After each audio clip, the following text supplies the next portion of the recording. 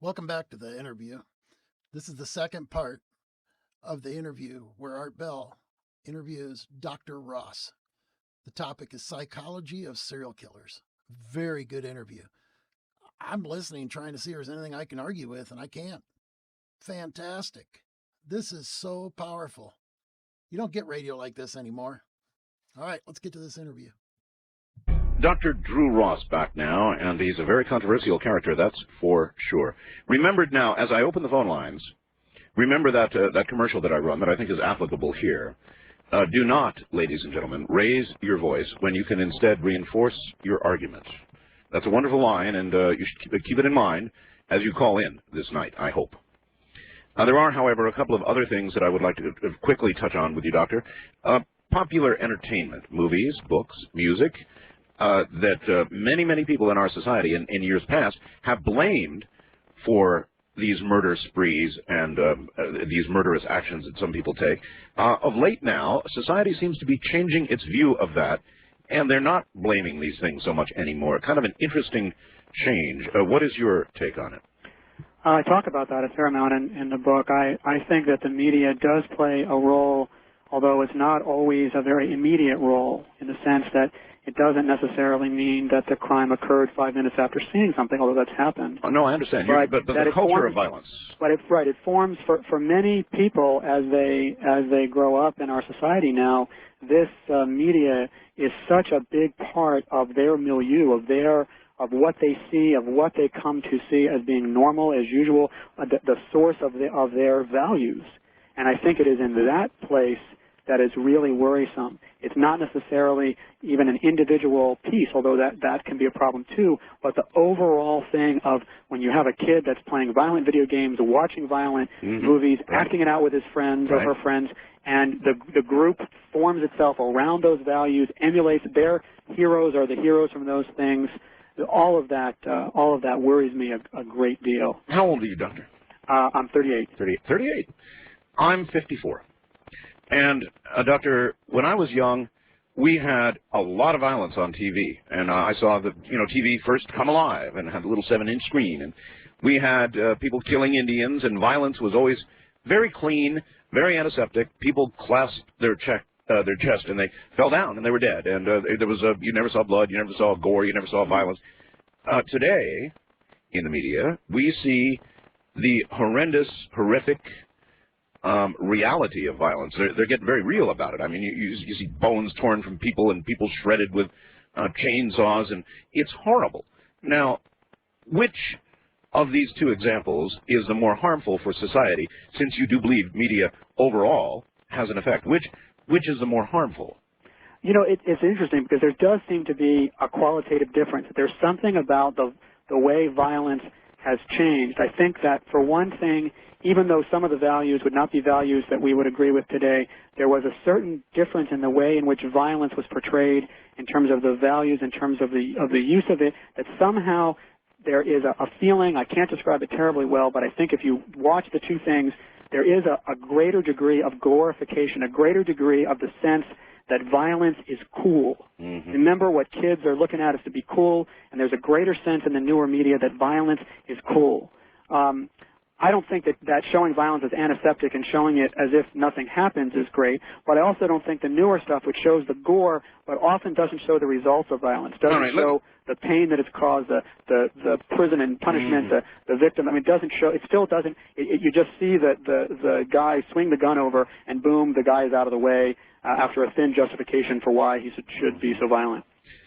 So then you would control some of this violence. You would see laws or regulations or, I don't know, something or another to control the amount of violence depicted in the manner you've Well, let's do something more simple first, and let's agree that we're going to be more careful about what we purchase, about what we rent, and what we watch.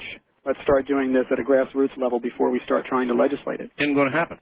Look, the movie industry, television, they operate on the basis of one thing, and that's the bottom line. They produce what sells. And if it doesn't sell, maybe it's out of there. But it sells.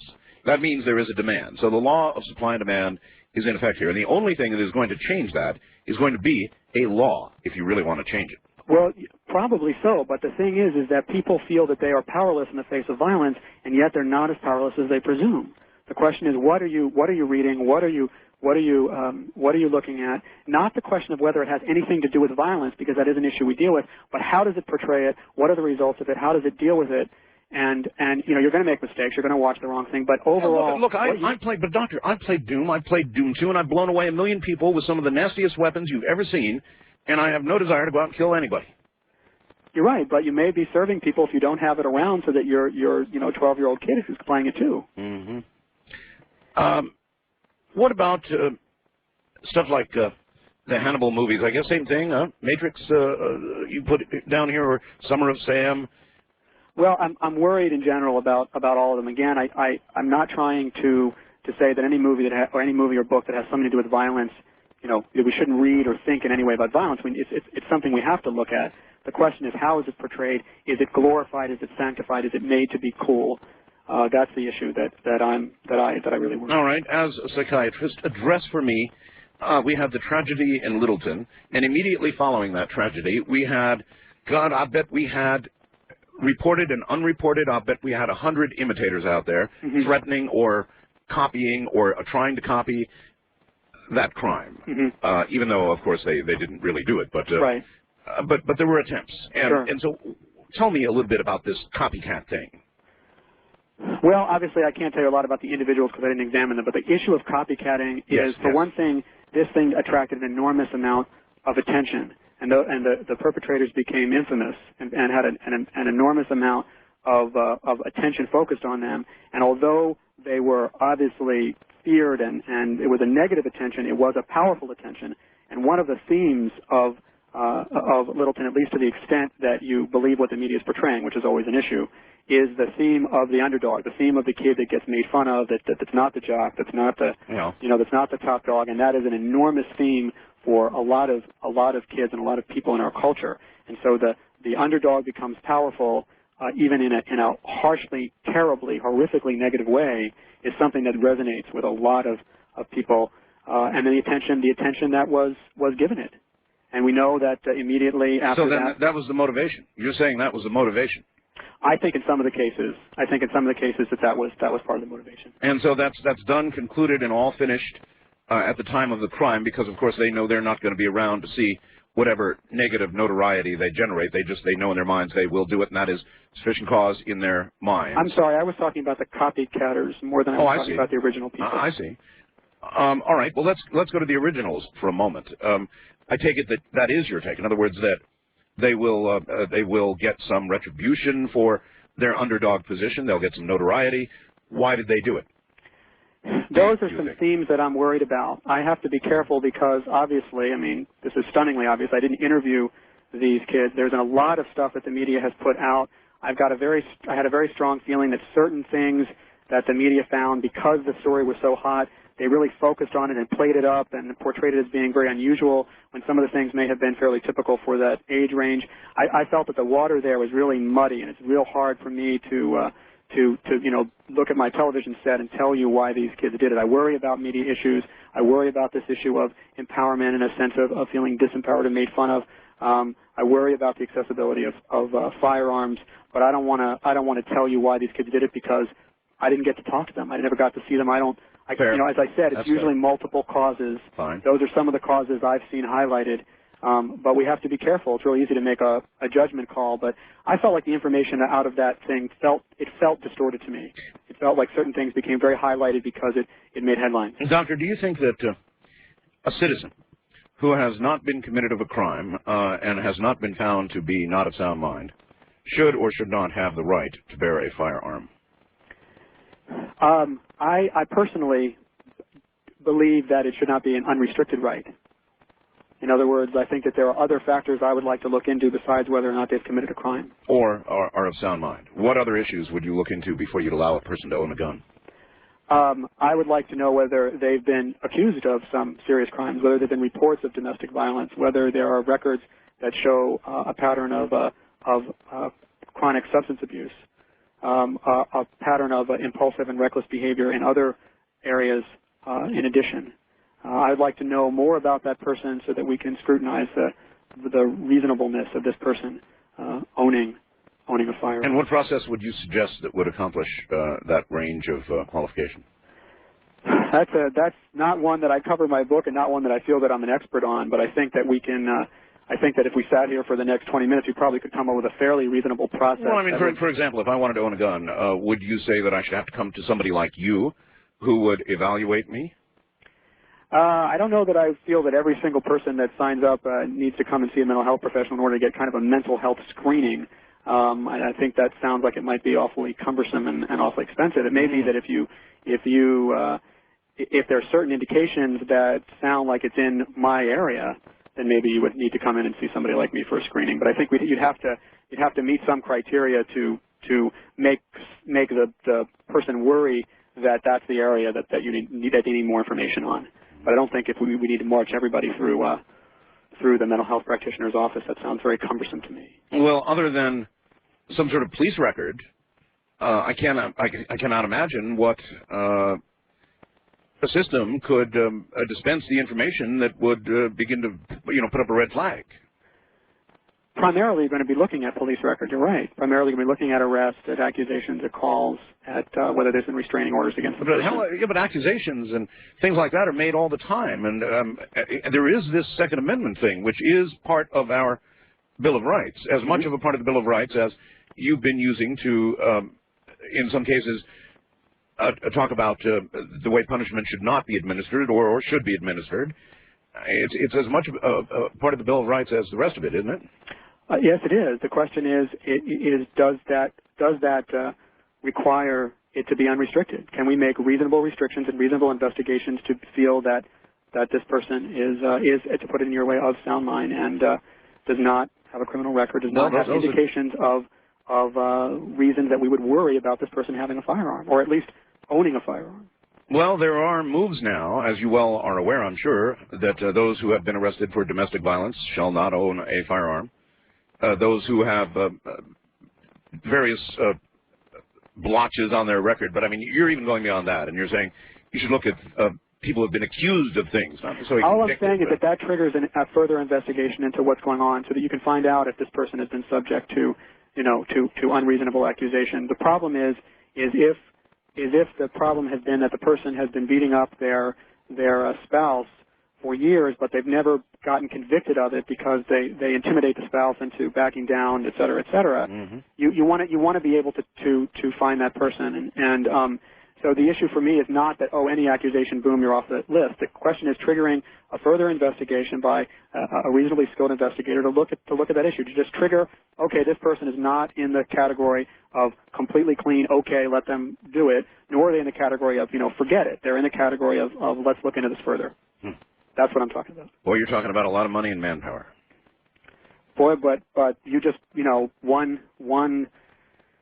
violent crime, how do you put a price tag on that? Yep, that's right. All right, let's go to the phones. Let's see what's out there. This should be interesting. Wildcard line, you're on the air with Dr. Drew Ross. Hello. Good evening, gentlemen. Good evening. Hi. Oh, it's fascinating. I need to be in bed. Where are you? I'm sitting up listening to you two at home. No, I got that part. I mean, but what part of the country? Virginia Beach, Virginia. Okay. All right, Dr. Ross. Yeah. I have two things that I would like to hear you talk about. And the first one is, I've always wondered why they don't call it guilty by reason of insanity. And the second thing, I haven't heard you address any of the mind-altering controls by surgery or medication. And these are things that I know they're working on. Why don't they use some of these and eliminate some of the long prison terms? All right, let's take both of those. Guilty by reason of insanity. That has been tried in some states in which the person who that there's another verdict in which the person can be found guilty but insane. It's a real controversial verdict. In other words, the current insanity defense is not guilty by reason of insanity. The idea is the person is so ill that they are in fact innocent of the crime in a somewhat analogous way that a child would be. They couldn't have really committed a crime. They're not capable of it. There has been this sort of intermediate verdict tried, guilty but insane. And the idea of it is that the person is found guilty, is sent to the correctional system, but there is theoretically some extra guarantee of treatment.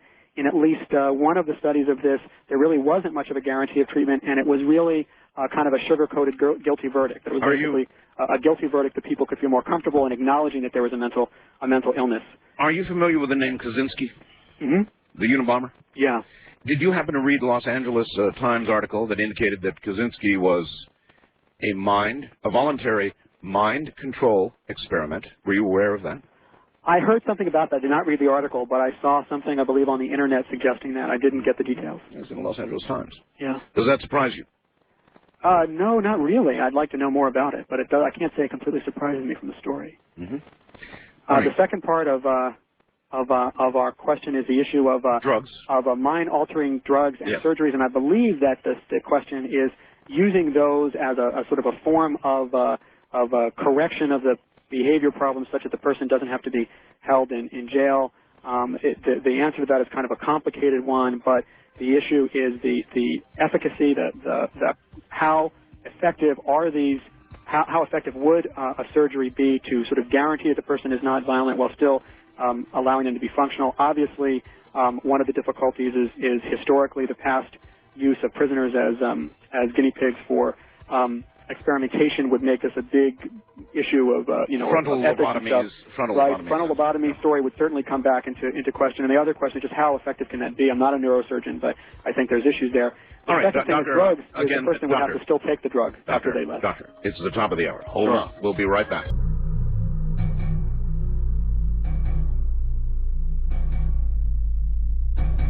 All right.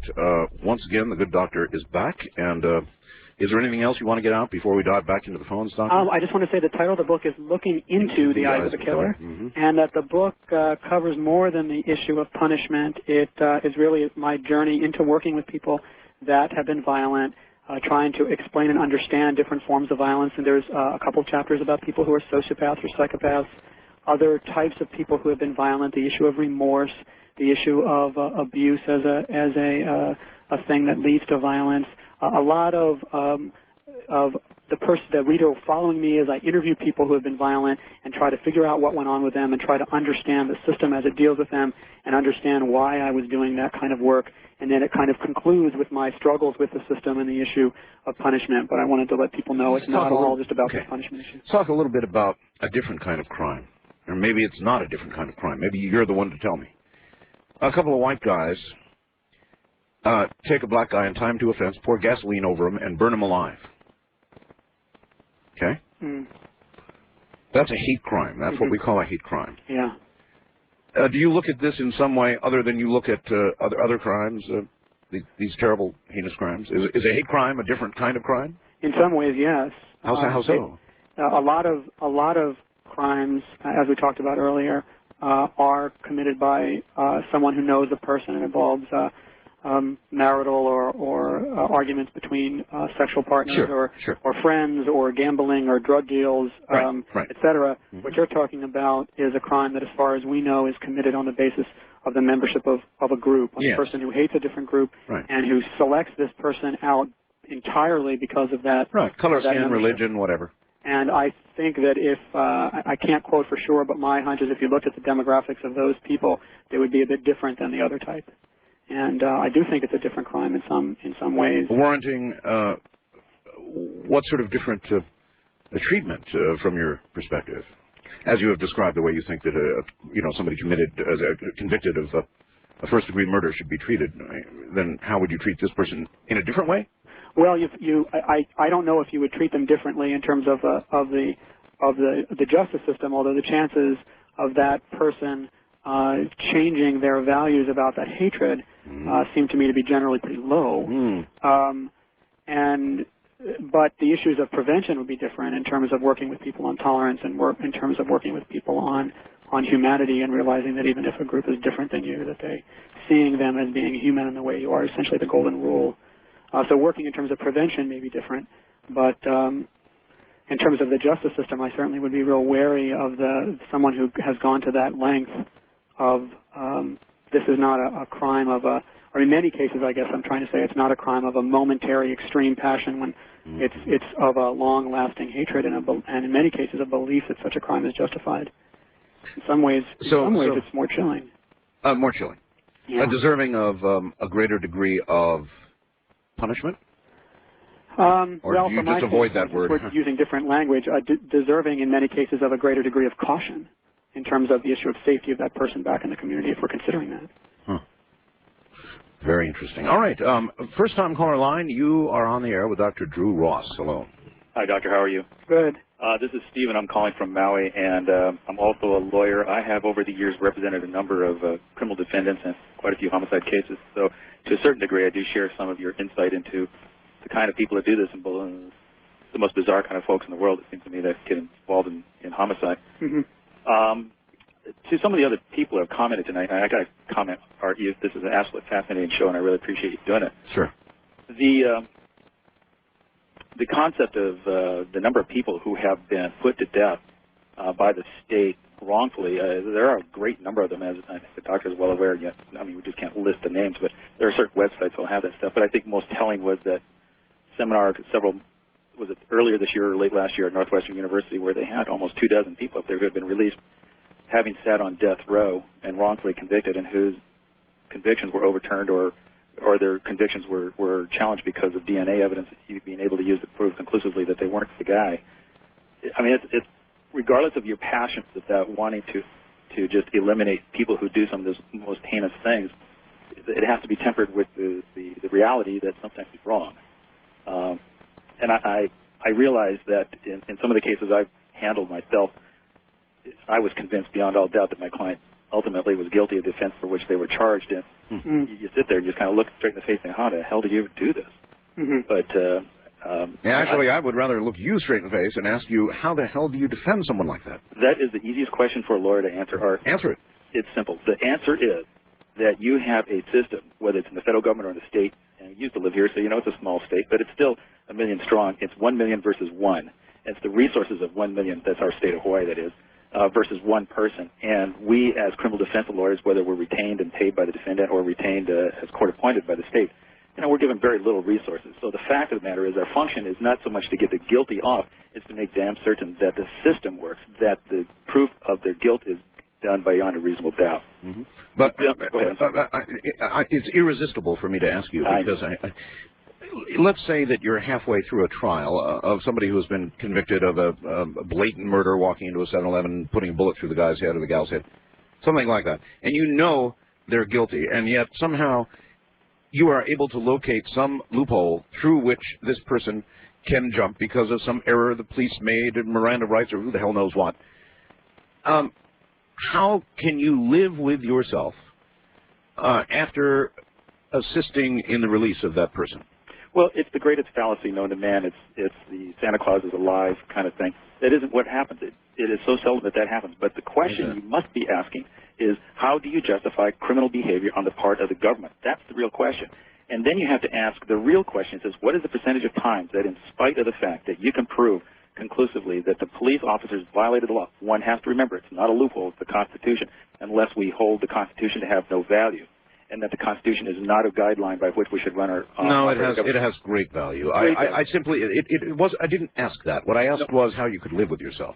Well, but you have to ask the question is whether or not that really happens. The fact of the matter is that if an officer or the government does engage in illegal conduct and you're able to establish it, the real question, Art, is how many times do the judges have the strength of character to say that conduct is wrong, and as a consequence we're going to engage in some sort of remedial act, which may be to exclude certain evidence. It happens so rarely that it's like plane crashes. It makes the news when it happens, not when it doesn't happen. So it's not the norm, okay? But it is so rare. I mean, that's kind of like talking about how many innocent people are executed. It's very rare. I don't think so. Well, as you well know, Hawaii is not a death penalty state, thank God. Well, but I mean, even nationwide, the good doctor here has admitted that basically it's very, very rare. Well, Doctor, I think that isn't quite accurate either. The number is high. I mean, there are a large number to whom it has happened. The problem is twofold. A, after somebody's dead, who goes back to prove that they were wrongfully executed? Mm-hmm. It's those who are still alive that the Innocent Project, for example, really spends a lot of their time and money trying to save. Secondly, you're also looking at very ancient records, too. So it's trying to prove a negative to a certain degree, trying to establish that John Doe, who was executed in 1955, was in fact wrongfully convicted, executed. Right. It's a tough question. And of course, then the anecdotals. I mean, in my office, I must get, half dozen people a month who call up and say, my son, my daughter, my uncle, my fill in the blanks, is wrongfully convicted. Can you please help? I mean, there's that emotional appeal, and when you review the evidence, you're wrong. I doubt it. I mean, the evidence is just overwhelming. But the number of people for whom they really are wrongfully A, accused, and then B, convicted, it's not a great number. But look at the statistics from the Supreme Court. Well, I was asking you about a rare thing as well. That it is rare. You stipulated was rare, and I was asking how you would handle that. How, during the course of a case, once you became convinced that you were about to do something, prove something that's going to get somebody who has killed and will probably kill again put back on the street. That's a tough question. Can you answer it? It is a darn tough question, Art. And the answer is based, once again, in your basic faith in that, A, if you don't stand up for the Constitution, if you don't stand up for the system, and it's not the system just to say the system, but a system that actually is checks and balances on what can be an overly oppressive government, how do you protect society? I mean, what is that old saying? They came for the Jews. I wasn't a Jew, so I didn't stand for all. That whole system. Mm-hmm. It's the same thing. At some point, a lawyer, whether it be some schmuck like me or some big time guy like F. Lee Bailey, somebody has to say you can't go beyond this line. If you don't draw the line, then they're at your door, in your house, going into your bedrooms. And the Constitution, as defined currently by the federal government, by the federal Supreme Court. I absolutely have sympathy and completely agree with all of your arguments. But my question was a very personal question for you. Yes. And I'd still like an answer. I mean, when you know your guy has killed and you're about to get him released and he's going to kill again, how do you, as a human being, handle that? Do you go home and sort of lay the Constitution on your lap and you're comforted, or do you face the reality that you're cutting somebody loose who is about to take another life? Well, it's not an easy situation, and fortunately, it has happened so rarely that it's not something to think about too much. But if it did happen, and I have to put it in the prospective rather than the humor me with the possibility. Yeah, I know, that's what I'm trying to do. It would be terrible. I am not going to say that I would feel good because once again I made the streets freer and safer for criminals. Clearly, that's not what we want. I guess the comfort zone here is it's like flying on an airplane. If you knew that every time you got on an airplane, the chances are 1 in 10 it would crash, you'd never get on one. But that isn't really what happens. But nevertheless, I agree with you. It would make me feel like crap, and I wouldn't want to have to face that if that were the situation. All right. Well, listen, I couldn't resist. I'm sorry. I appreciate your answering the question, Doctor. Do you have any for him? No, I think he did answer your question. I think it is difficult, and some of the issues that we face as a mental health people, but we're not quite as directly in there as a lawyer is, as certainly as a defense lawyer is. That we've got these situations where we know a lot about the case, and the issue is how much are we supposed to reveal when our role is limited, and some of these other technicalities that can be real difficult situations to be in as a psychiatrist in the case, but it's not the same degree of a cliffhanger as what you're talking about. All right, let's try this one out on you. This is not necessarily the case of a killer, or maybe there is killing involved. There are states like Washington State and some others that have passed sexual predator laws, which basically say that if you are a repetitive sexual predator, a pedophile, the possibility of your rehabilitation is so impossibly small that even when your sentence is done, if we conclude that you are likely to repeat your behavior, and or statistically we have concluded that you will repeat your behavior, we will keep you locked up past the day when you're supposed to get out, forever, if necessary. Your comments? One of the problems with those statutes is that they generally put the person into a mental health facility. And I have a lot of concerns about that, and a lot of times these mental health facilities have people who have not been convicted of any crime, have either been found not guilty by reason of insanity, or in many cases are there on civil commitment, and you're putting a sexual predator in a mental health facility because that's a place that you can keep that person locked up. And so I have some difficulty with that on a procedural level. The idea, however, that release should be contingent upon behavior rather than expiration of a sentence, I don't have a problem with. Well, okay, let's try this. Let's put you in the same position I put the lawyer in. It's really a hot seat. Okay. And that is, let's say that you are in charge of reviewing somebody who has sexually attacked 7 children, killed 3 of them, and obviously, and you are sitting there having to make a judgment about whether this person can be rehabilitated.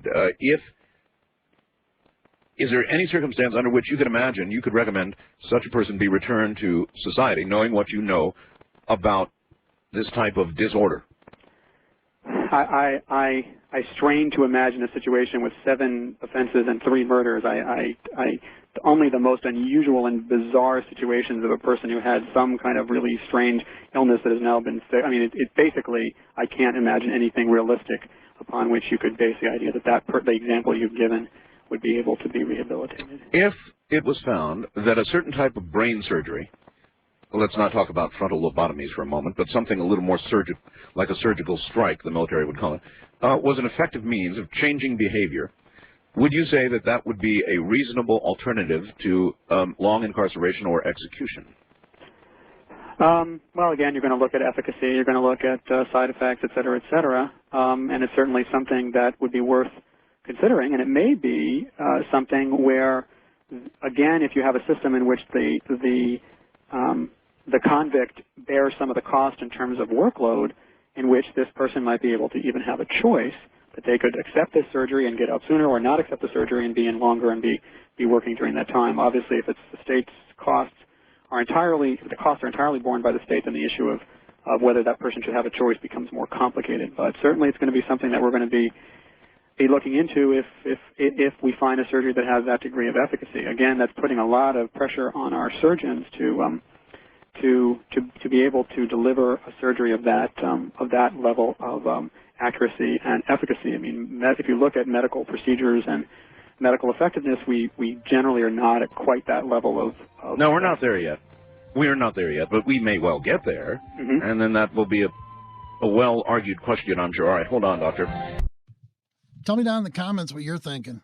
This is fantastic interview. I can't argue at all. This doctor really knows his stuff. Art's doing a pretty good job interviewing him. All right, tell me down in the comments what you're thinking. Let's get back to this interview.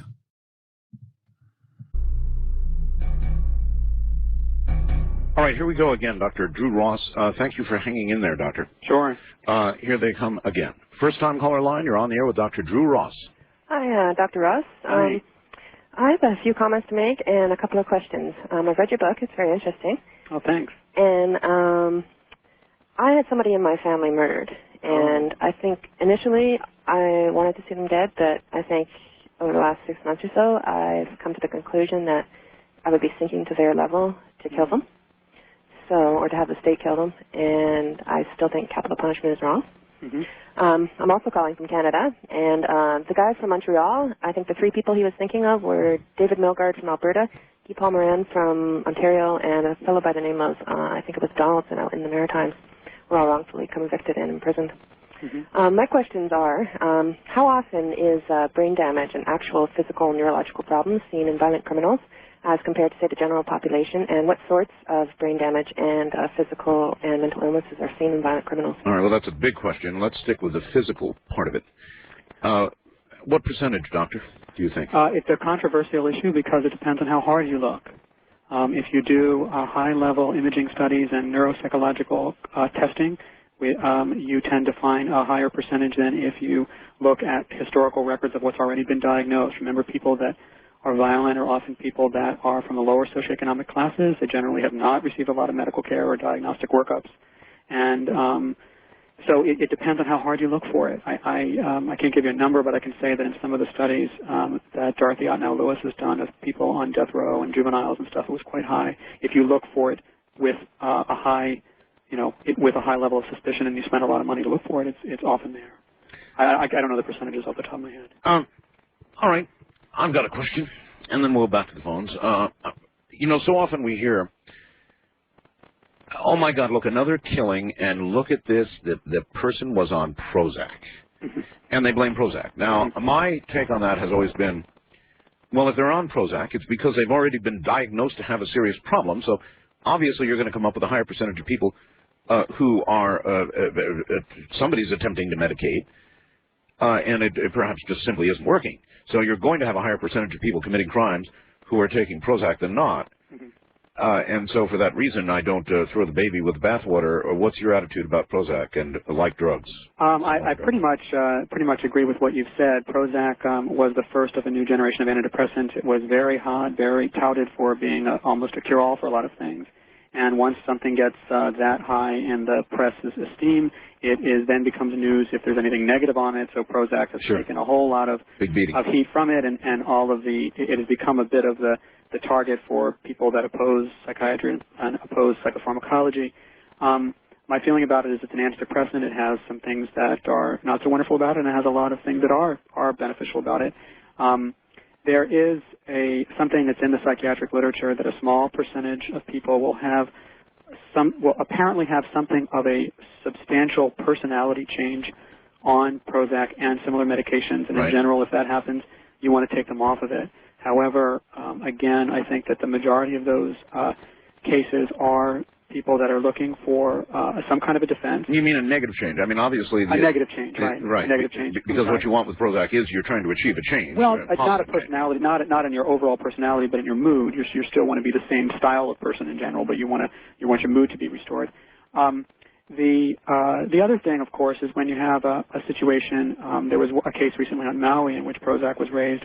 Was a murder-suicide case, and I didn't work on that case. I'm not giving any inside information here, but one wonders in those kind of situations whether the surviving family wants to find something something external to focus on, to hang it up, because it's really hard for anyone to deal with the possibility that a relative did something violent, and there is often when someone is brought to light as being accused or convicted of a serious crime, those people who knew them pretty often are looking for some kind of external cause, because it's really hard to fathom that somebody that you knew or somebody that you trusted may have done something so difficult. And it's a pretty understandable human reaction that may not necessarily be sort of scientifically valid. All right. Wildcard line, you are on the air with Dr. Drew Ross. Good morning. Good morning. You forgot about me. I was only here 45 minutes. No, I haven't forgot you. Here's why the first thing I want to tell you, Art, ask you is please to bring us up to date on the death of your cousin Freddie Lentz, because not only for the rest of us, but there's some people that I know that have followed him. They knew that he taught against any kinds of drugs of any kind, especially the illegal ones.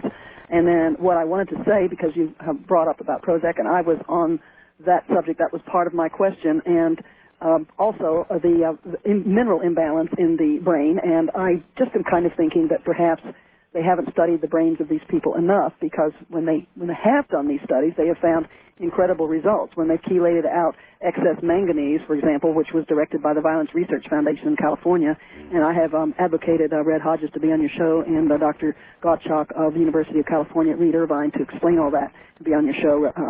So I have their numbers if you need it. And also Anne Blake Tracy, Ph.D., who wrote a book, Prozac, Panacea, or Pandora, and she was not only writing about Prozac, but about a whole host of what you call, I think, psychotropic drugs. And I think her point in her book was that these children who are murdering other children in schools are either been on those kinds of things or are trying to get off of them. And either way, they're thrown off totally in their brain development.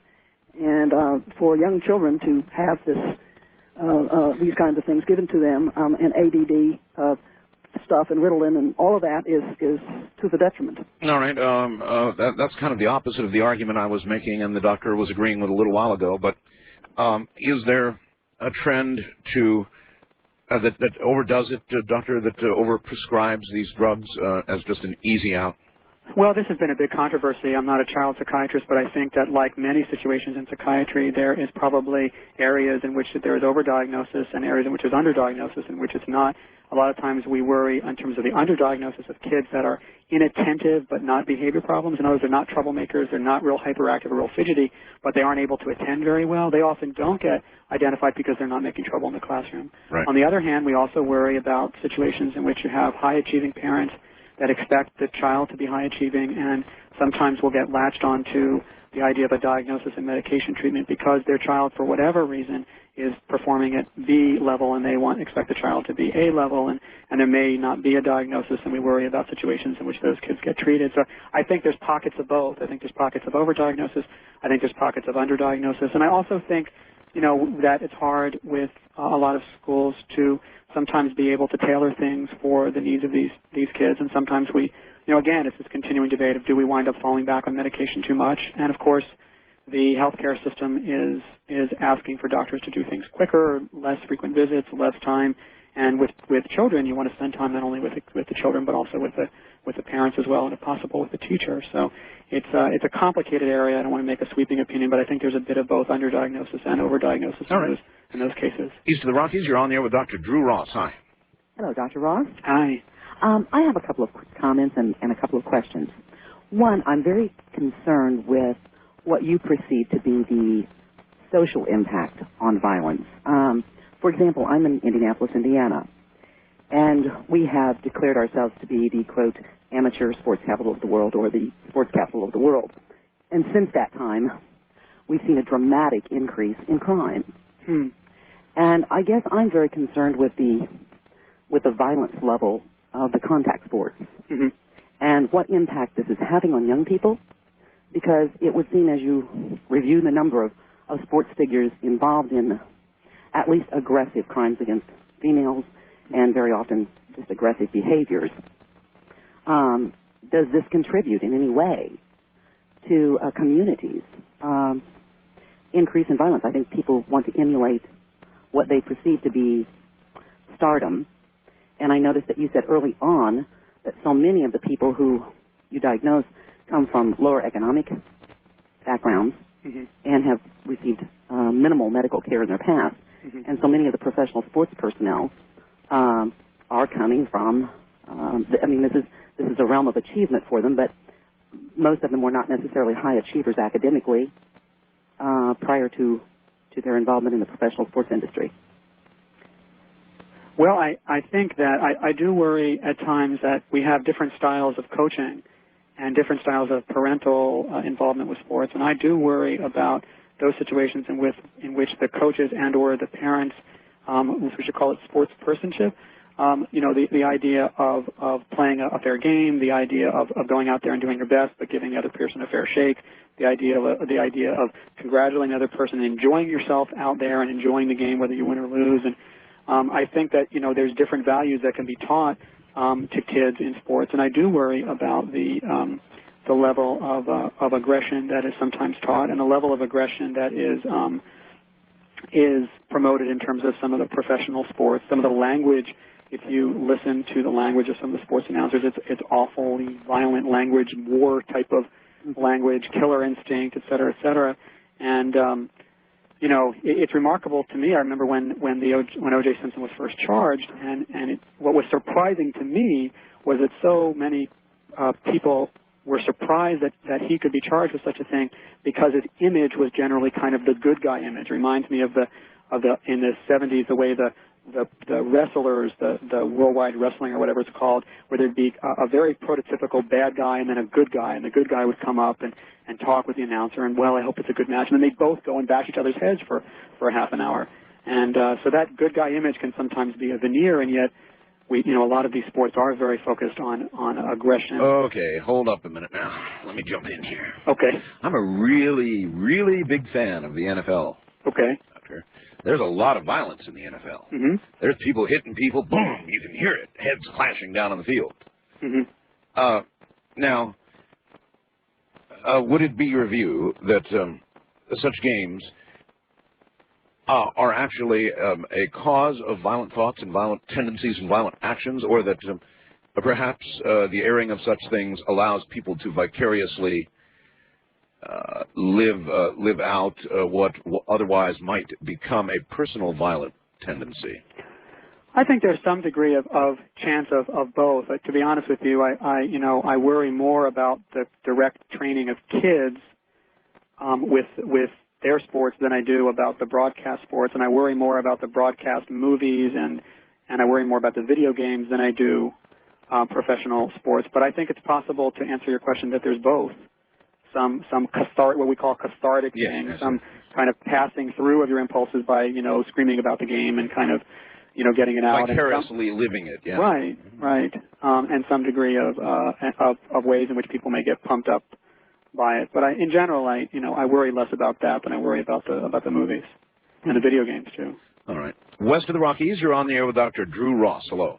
How you doing, Art? Okay, sir. You're going to have to yell at us. You're not too loud. This is Eric from Blythe, listening to you on Real Audio. Yes, Eric. I'm recently retired from the Department of Corrections, and I can tell you that if capital punishment was carried out the way it was designed, it would work, and inmates themselves prove that it works. In what way? In that You're going to have to yell at us. You're not loud. Okay. When I was working in what you would call the hole, or the segregation unit, the prison of the prison. Yes. These two inmates were talking back and forth, and one of them said, "I wish we ran the Department of Corrections." And I said to him, "I wish you guys did too." And he said, "What do you mean?" And he said, I said, if someone broke into your cell, what would happen? Well, we'd kill them. If someone stole something from you, what would happen? We'd kill them. If someone ratted on you, what would happen? They'd kill them. And it's very difficult to get a statement from an inmate after something happens. You interview people you know saw what happened. I was reading... Well, I don't want to be facetious here, but a lot of people believe that they do run the Department of Corrections. Oh, they do. They do. I see. But, okay. Well, anytime you have two officers in charge of 300 inmates, we have control because they let us have control. Yep. And we encourage, obviously the alternative, it would be, harder life for them. So it's a delicate situation. But anyway, since, it's difficult to get anybody to, what you would say, rat on anybody and tell you what they saw. Because in there, the capital punishment is carried out effectively if a rat is picked out or, someone is a rat. There's no plea bargaining or anything else like that. It just happens. Yeah, it happens. So, in other words, since the crime is, the punishment is laid out very clearly, there's no plea bargaining or anything. And after I laid this out to them, not only those two inmates agreed, but the rest of that row all chimed in. They said, "No, you guys keep reading it, keep running it." Okay, well, that is an extremely interesting point. I wish we had more time to develop it, but, Doctor, he does have an awfully good point. There is an environment where capital punishment is meted out without the slightest reference to the Constitution or rights or a trial or anything else. Boom, you do it, you're dead, it's effective. Your argument would be? What if you're talking about, people meting out capital punishment for ratting, for telling the guards who did something? So that means that you're talking about the death of an inmate who tells the guards which guy sexually assaulted another inmate who may have done a minor... whatever. Right. So that's what I just want to be clear what we're talking about. That's what we're talking about. And he's making that argument, saying capital punishment works. Well, I guess it works in the sense that it might prevent some episodes of ratting, but it certainly is that the kind of model society that we want, in which people will die if they tell the authorities. You know what, Doctor? You know what? We're out of time. I'm sorry, because we'll do another program. It's been great having you here. You're a controversial guy, looking into the eyes of a killer. Doctor, gotta go. Okay. Night all. We'll do it again. Well, that was a fantastic interview. I hope you're able to listen to part one. If you didn't get a chance to hear part one, I'm going to put it on the end screen. All right. Thanks for listening. Have a fantastic day. Don't forget to like and subscribe and stay dark.